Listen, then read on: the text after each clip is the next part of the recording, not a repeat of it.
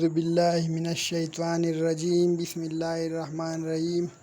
صحیح بخاری کی حدیث شریف ہے، نبی کریم صلی اللہ علیہ وآلہ وسلم نے فرمایا، جب نماز کے لیے اذان دی جاتی ہے تو شیطان بھاگتا ہوا بڑی تیزی کے ساتھ پیٹھ موڑ کر بھاگتا ہے تاکہ اذان کی آواز نہ سن سکے، اور جب اذان ختم ہو جاتی ہے تو پھر واپس آ جاتا ہے، لیکن جو ہی تکبیر شروع ہوئی وہ پھر پیٹھ موڑ کر بھاگتا ہے۔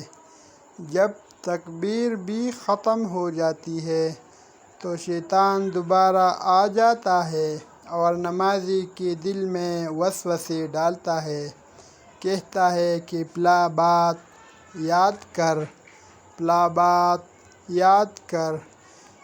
ان باتوں کی شیطان یاد دہانی کراتا ہے جن کا اسے خیال بھی نہ تھا، اور اس طرح اس شخص کو یہ بھی یاد نہیں رہتا کہ اس نے کتنی رکعتیں پڑھی ہیں۔